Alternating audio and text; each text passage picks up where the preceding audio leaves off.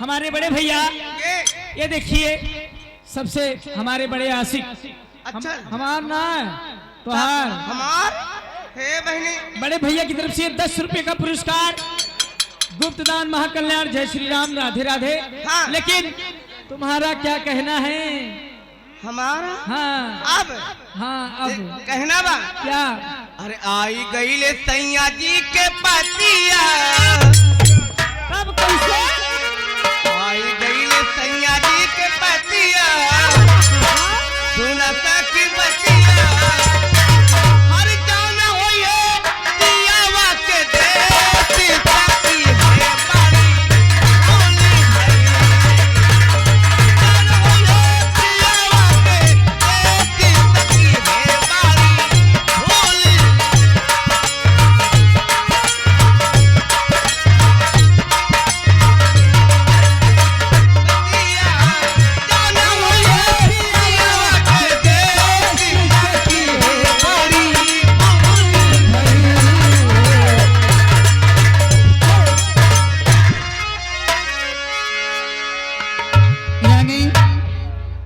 कोटेदार दुर्गपुर के रहने वाले ये उनकी तरफ से 20 का पुरस्कार।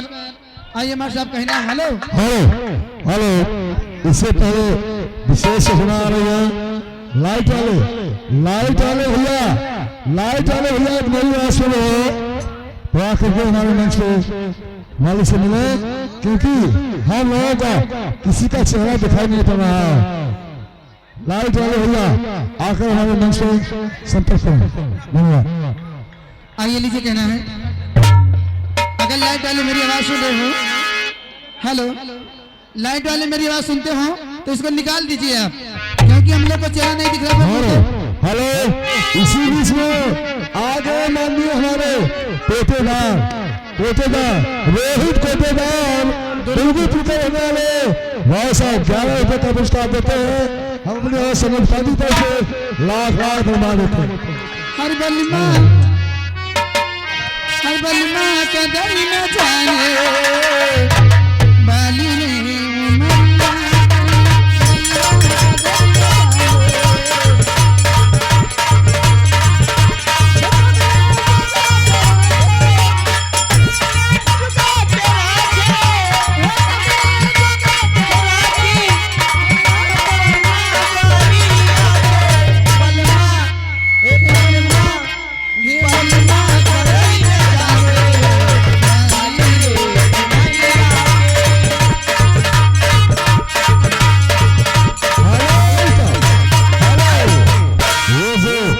रोहित कोटेदार दुर्गपुर के रहने वाले 11 रुपए का पुरस्कार देने का फरमान क्या है?